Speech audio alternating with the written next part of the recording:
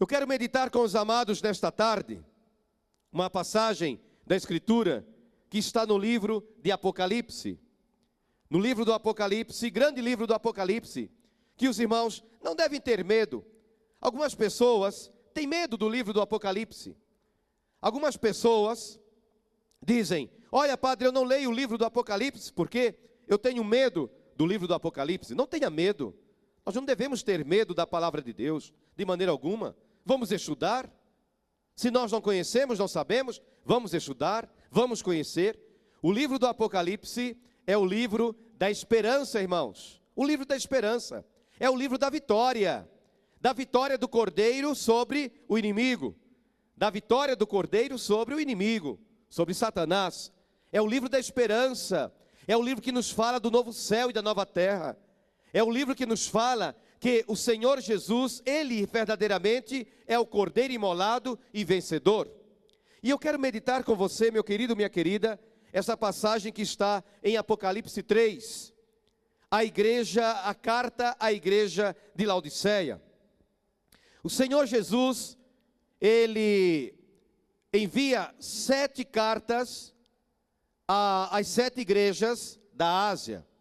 A primeira carta à igreja de Éfeso, a segunda carta à igreja de Esmirna, a terceira carta à igreja de Pérgamo, a quarta carta à igreja de Tiatira, a quinta carta à igreja de Sardes, a sexta carta à igreja de Filadélfia, e por fim, a sétima e última carta à igreja de Laodiceia. Claro, as 7 cartas são maravilhosas. Seria até bom, irmãos, que a partir do domingo, cada dia da semana, nós meditássemos e vivêssemos uma carta específica. Por exemplo, domingo, hoje, dia do Senhor, a igreja de Éfeso. Segunda-feira, a igreja de Esmirna. Terça-feira, a igreja de Pérgamo. Quarta, Tiatira. Quinta, a igreja de Sardes. Sexta, a igreja de Filadélfia. E no sábado, a igreja de Laodiceia. Embora hoje seja domingo, nós vamos meditar a carta à igreja de Laodiceia. Ao anjo da igreja de Laodiceia, ou seja, ao bispo, aquele que está à frente da igreja, que aqui é comparado a um anjo. Ao anjo da igreja de Laodiceia escreve: eis o que diz o Amém. Quem é o Amém? Jesus. Ele é o Amém. Este é um dos títulos de Jesus. Jesus, ele recebe na Bíblia muitos títulos: Emanuel, Leão de Judá, Rosa de Saron, Lírio do Vale, Estrela da Manhã, Alfa e Ômega, Deus Forte, Pai Eterno, Príncipe da Paz, Conselheiro Admirável, Porta das Ovelhas, Bom Pastor, Filho de Davi, Testemunha fiel e verdadeira, Cordeiro de Deus. E hoje, eis o que diz o Amém. O Amém é Jesus. Olha, outro título do Salvador. A testemunha fiel e verdadeira, outro título de Jesus, testemunha fiel e verdadeira. O princípio da criação, outro título de Jesus, princípio da criação. Diz assim o Senhor Jesus: conheço as tuas obras. Irmãos, o Senhor, Ele conhece absolutamente tudo sobre mim, como diz o Salmo 138, que já foi citado aqui na pregação da manhã. Quando eu me sento, quando eu me levanto, Deus conhece absolutamente tudo sobre mim e sobre você. Às vezes, um casal, infelizmente, quando acontece um desentendimento no meio do casal, até mesmo uma separação, às vezes a esposa vem e diz assim: nossa, padre, eu não conhecia, eu pensei que conhecesse o meu marido, mas realmente, depois de tantos anos, eu cheguei à conclusão de que eu não conhecia verdadeiramente o meu marido. Ou o marido fala para da esposa: olha, padre, tantos anos casada com essa mulher, e realmente eu cheguei à conclusão de que eu não conhecia verdadeiramente a minha esposa. Irmãos, depois de décadas de casamento, a pessoa chega à conclusão de que não conhece o marido, de que não conhece a esposa. Mas, diz a palavra, Jesus diz: conheço as tuas obras, não és nem frio, nem quente. Conheço as tuas obras, não és nem frio, nem és quente. Oxalá, tomara, fosses frio ou quente, mas como tu és morno, nem frio nem quente, vou vomitar-te. Irmãos, é importante isso. Primeiro, que o Senhor nos conhece verdadeiramente, conhece tudo a meu respeito, o Senhor conhece tudo a seu respeito. E Ele diz, porque Ele conhece o anjo da igreja de Laodiceia, o bispo, o líder da igreja de Laodiceia, Ele diz, não és nem frio nem quente. Ah, quem dera, tomara que você fosse frio ou quente, mas como tu és morno, nem frio nem quente, vou vomitar-te. Isso é muito sério, irmãos. O Senhor Jesus está falando aqui para o anjo, para o bispo, para o líder da igreja de Laodiceia. Mas trazendo essa palavra para mim, para você, que tipo de padre que eu sou? Que tipo de presbítero que eu sou? Quente ou frio? Mas o pior, às vezes morno. Nem sou quente e nem sou frio. É como cristão. O cristão ou ele crê ou ele não crê. Ou o cristão aceita Jesus e vive a fé, ou ele não aceita Jesus e não vive a fé. O que nós não podemos mais, irmãos, suportar, o que a igreja não pode mais suportar, é cristão morno. Cristão morno, que vira vômito da boca de Deus. É aquele cristão que ora está fervoroso e ora não mais. É aquele cristão que tem uma vida de oração, leitura da palavra, frequência nos sacramentos, confessa, comunga, vai no grupo de oração, ora a Deus, é fervoroso, e de uma hora para outra, ele muda completamente. É um absurdo, e na minha vida de padre eu já vi isso muitas vezes, como as pessoas abandonam a fé, irmãos, às vezes por picuinha, coisas pequenas. Nós não devemos abandonar a fé, a igreja, o Senhor, nem se tivéssemos um motivo enorme. Não, irmãos. E quantas vezes vemos isso? E com frequência, queridos, com frequência. Com frequência.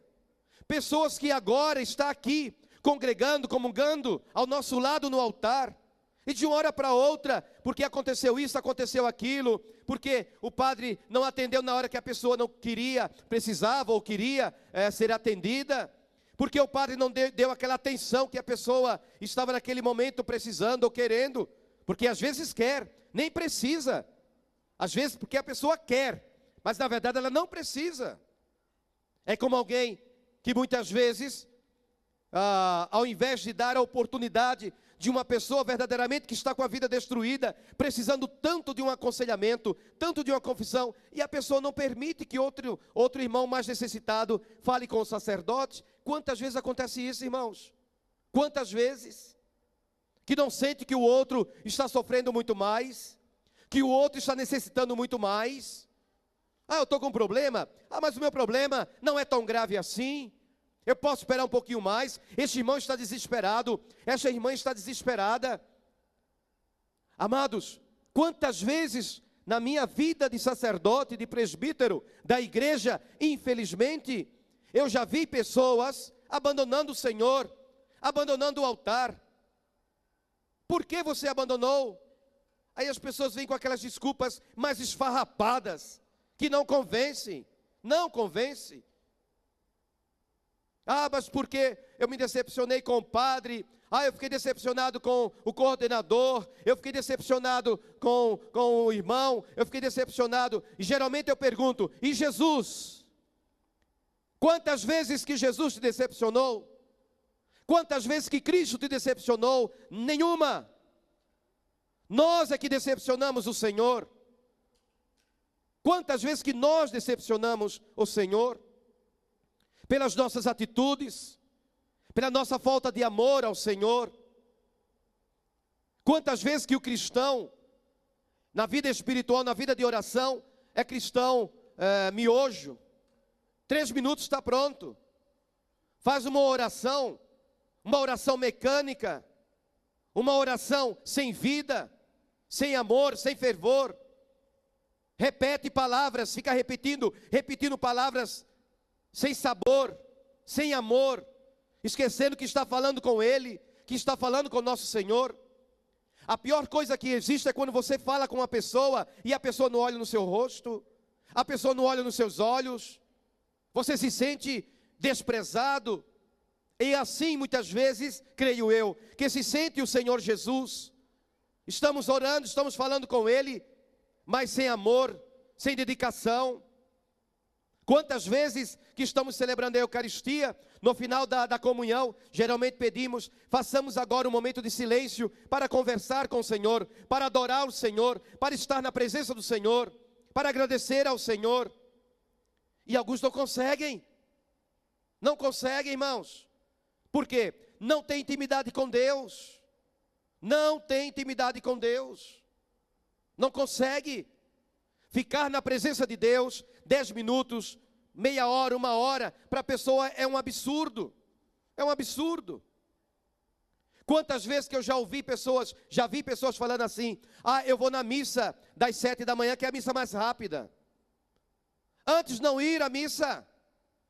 Que tipo de missa é esta? Que eu escolho a missa mais rápida, porque depois tenho muitas coisas importantes para fazer, vou por obrigação. Que tipo de amor é esse que eu tenho pelo Senhor, que eu ofereço a Ele apenas 1 hora, e achando que olha, o Senhor tem que fazer tudo o que eu quero, porque eu já fiz o sacrifício de ir à missa, e vou àquela missa mais rápida, e se a missa passa um pouquinho mais, já começa a olhar no relógio. Isso é absurdo.